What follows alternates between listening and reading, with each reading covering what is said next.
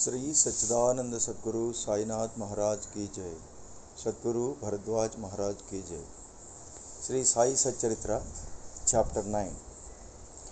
At the end of the last chapter, it was briefly stated that the bhaktas who obeyed Baba's orders at the time of taking leave fared well, and those who disobeyed them suffered many a mishap.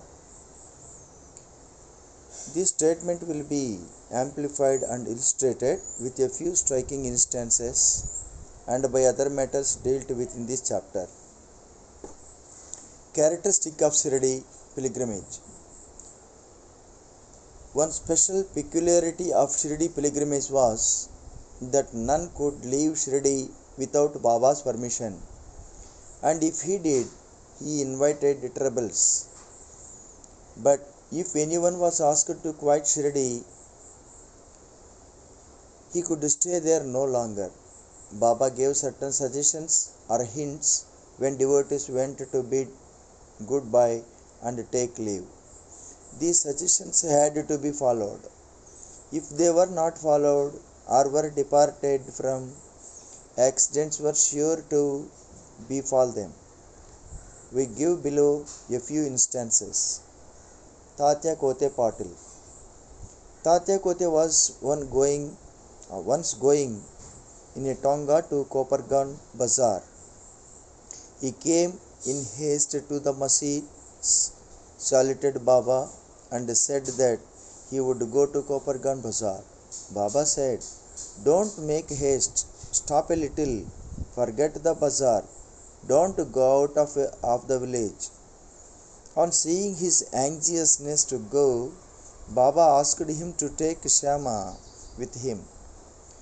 Not minding this direction, Tatya Kote immediately drove off his tanga.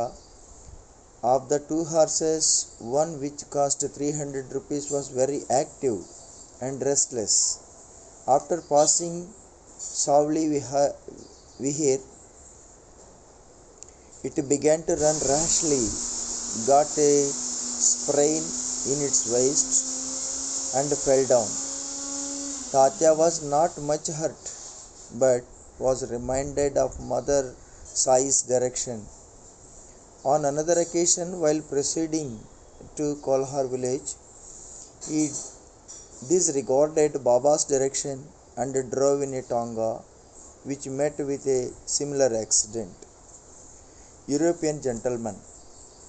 One European gentleman of Mumbai once came to Shirdi with an introductory note from Nana Sahib Chandorkar and with some object in view. He was comfortably accommodated in a tent. He wanted to kneel before Baba and kiss his hand. Therefore he tried thrice to step into the masjid, but Baba prevented him from doing so. He was asked to sit in the open courtyard below and take Baba's darshan from there. Not pleased with the reception he got, he wanted to leave Shirdi at once and came to bid goodbye.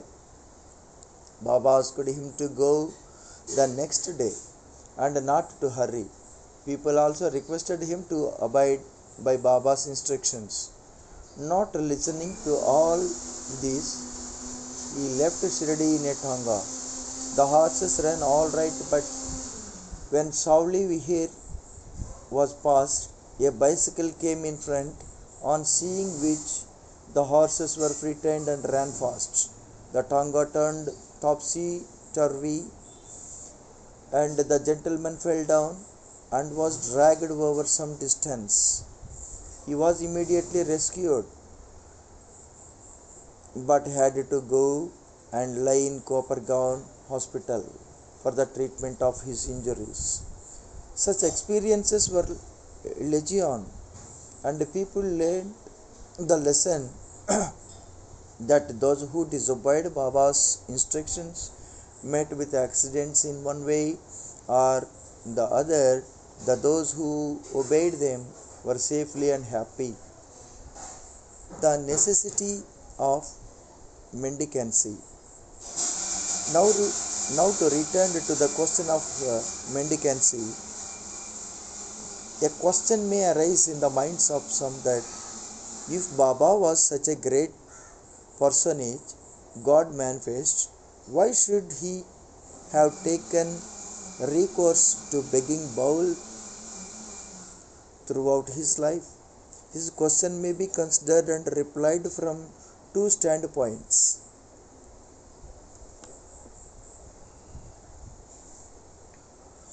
Who are the people who have a right to live by the begging bowl? Our Shastra says that those persons who, after getting rid of or becoming free from the three main desires, that is, for progeny, for wealth, for fame, and accept sannyasa, are the fit persons to live by begging alms. They cannot make cooking arrangements and dine at their home. The duty of feeding them is laid on the shoulders of householders. Sai Baba was neither a householder nor vanaprastha. He was a celibate sannyasi, that is, sannyasi from boyhood. His firm conviction was that the universe was his home. He was the Lord Vasudeva, the supporter of the universe and the imperishable Brahma. So he had full right to take recourse to begging. Second one, now from the standpoint of Panchasuna, 5 sins and their atonement. We all knew that in order to prepare foodstuffs and meal, the householders have to go through 5 actions or processes, that is, khandani, pounding, peshani, grinding, udakumbi, washing pots, marjani, sweeping and cleaning, chulli, lighting hearths. These processes involve destruction of a lot of small insects and creatures, and thus the householders incur sin. In order to atone for his sins, our Shastras prescribe 6 kinds of sacrifices, that is, Brahma Yajna, Vedadhyayan, offering to Brahman or the study of Vedas, Pitru Yajna, offering to ancestors, Deva Yajna, offering to the gods, Bhota Yajna, offering to the beings, Manushya Atidhi Yajna, offering to men or uninvited guests.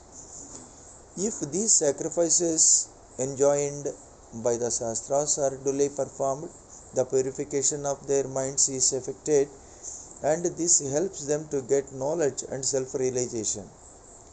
Baba, in going from house to house, reminded the inmates of their sacred duty, and fortunate were the people who got the lesson at their homes from Baba. Devotees' experiences. Now to return to the other more interesting subject, Lord Krishna has said in the Bhagavad Gita, "Whosoever devotee offer to me a leaf, a flower, or a fruit, or water of that pure-hearted man, I accept that pious offering." In the case of Sai Baba, if a devotee intended really to offer anything to Sai Baba, and if he afterwards forgot to offer the same, Baba reminded him or his friend about the offering and made him bring it to him, and then accepted it and blessed the devotee. A few instances are given below. Tarkad family, father and son. Mr. Ramachandra Atmaram alias Baba Saheb Tarkad, formerly a Prarthana Samajist, was a staunch devotee of Sai Baba. His wife and son loved Baba equally, or perhaps more. It was once proposed that Master Tarkad should go with his mother to Shirdi and spend his summer vacation there. But the son was unwilling to go. as he thought that in case he left his home in Bandra, the worship of Sai Baba in the house would not be properly attended to, as his father, being a Prarthana Samajist, would not care to worship Sai Baba's picture. However, on his father's giving an assurance under oath that he would perform the worship exactly as his son was doing, the mother and the son left for Shirdi on a Friday night. Next day, Mr. Tarkat got up early, took his bath, and before proceeding with the puja, prostrated himself before the shrine and said, Baba, I am going to perform the puja exactly as my son has been doing, but please let it not be a formal drill. Saying so, he performed the puja and offered a few pieces of lump sugar as Naivedya. The sugar was distributed at lunchtime. That evening and next day, Sunday, everything went on well. The following Monday was a working day and it was passed well. Mr. Tharkat, who had never performed puja like this in all his life, felt great confidence with himself that everything was passing on quite satisfactorily as per the promise given to the son. Next Tuesday, he performed the morning puja as usual and left for his work. Coming home at noon, he found that there was no prasada to partake of. When the meal was served, he asked the servant cook, who told him that there was no offering made that morning and that he had completely forgotten to perform that part of the puja. Yet this, he left his seat and prostrated himself before the shrine, expressed his regret, at the same time chiding Baba for the want of guidance in making the whole affair a matter of mere drill. Then he wrote a letter to his son stating the fact and requested him to lay it at Baba's feet and ask his pardon for his neglect. This happened in Bandra at about Tuesday noon. At about the same time, when the noon arati was about to commence in Shirdi, Baba said to Mrs. Tarkat, Mother, I had been to your house in Bandra with a view to have something to eat. I found the door locked.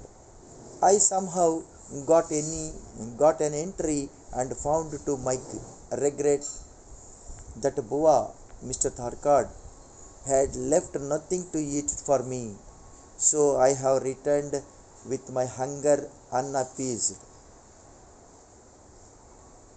The lady did not understand this, but the son, who was close by, understood the whole thing, that there was something wrong with the puja in Bandra, and he therefore requested Baba to permit him to go home. Baba refused this, but allowed him to perform puja there. Then the son wrote a letter to his father stating all that took place at Shirdi and implored his father not to neglect the puja at home. Both these letters crossed each other and were delivered to the respective parties the next day. In this not wonderful? Is this not wonderful? Mrs. Tarkat. Let us now take up the case of Mrs. Tarkat herself. She offered three things. 1. Bharit, a roasted brinjal mixed with curds and spice. Second one, kacharia, circular pieces of brinjal fried in ghee. Third one, peda, sweet meatballs. Let us see how Baba accepted this. Once Mr. Raghuveer Bhaskar Purandare of Bandra, a great devotee of Baba, started for Shirdi with family. Mrs. Tarkad went to Mrs. Purandare and gave her 2 brinjals and requested her to prepare bharit of 1 brinjal and Kacharya of the other when she went to Shirdi and served Baba with them. After reaching Shirdi, Mrs. Purandare went with her dish of Bharat to the masjid when Baba was just sitting for meals. Baba found the Bharat very tasty, so he distributed it to all and said that he wanted Kacharya now. A word was sent to Radhakrishna Mai that Baba wanted Kacharya. She was in a fix as that was no reason of brinjals. How to get brinjals was the question. When the inquiry was made as to who brought the Bharat, it was found that Mrs. Purandare was entrusted with the duty of serving Kacharya. Everybody then came to know the significance of Baba's inquiry regarding Kacharya and was wonderstruck and Baba's all pervasive knowledge. In December 1915, one Govind Balaram Mankar wanted to go to Shirdi to perform the obsequies of his father. Before he left, he came to see Mr. Tarkad. Then Mrs. Tarkad wanted to send something with him to Baba. She searched the whole house but found nothing except a peda, which had already been offered as Naivedya. The boy Govind was in mourning. Out of great devotion to Baba, she sent the peda with him, hoping that Baba would accept and eat it. Govind went to Shirdi and saw Baba but forgot to take the peda with him. Baba simply waited. When again he went to Baba in the afternoon, he went empty-handed, without the peda. Baba could wait no longer and did ask him straight, "What did you bring for me?" "Nothing." "Nothing," was the reply. Baba asked him again. The same reply came forth again. Then Baba asked him the question, "Did not the mother give some sweet meat to you for me at the time of your starting?" The boy then remembered the whole thing. He felt abashed, asked Baba's pardon, ran to his lodging, brought the peda and gave it to Baba. As soon as Baba got it in his hand, he put it into his mouth and gulped it down. Thus, the devotion of Mrs. Tarkad was recognized and accepted. "As men believe in me, so I accept them," was proved in this case. Baba fed sumptuously. How? Once Mrs. Tarkad was staying in a certain house in Shirdi. At noon meals were ready and being served when a hungry dog turned up there and began to bark. Mrs. Tarkad got up at once and threw a piece of bread, which the dog gulped with great relish. In the afternoon, when she went to masjid and sat at some distance, Sai Baba said to her, "Mother, you have fed me sumptuously. My famished pranas have been satisfied. Ever act like this, and this will stand you in good stead. Sitting in this masjid, I shall never speak untruth. Take pity on me like this. First give bread to the hungry and then eat yourself." Note this well. She could not understand at first the meaning of what Baba said. So she replied, "Baba, how could I feed you? I am myself dependent on others and take my food from them on payment." Then Baba replied, "Eating that lovely bread, I am heartily contented, and I am still belching. The dog which you saw before meal and to which you gave the piece of bread is one with me. So also other creatures, cats, pigs, fowls, cows, etc. are one with me. I am roaming in their farms. He who sees me in all these creatures is my beloved. So abandon the sense of duality and distinction and serve me as you did today.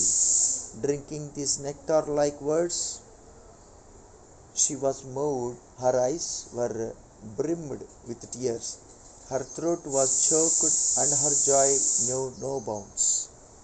Moral: see God in all beings is the moral of this chapter. The Upanishads, the Gita, and the Bhagavad all exhort us to perceive God or divinity in all the creatures.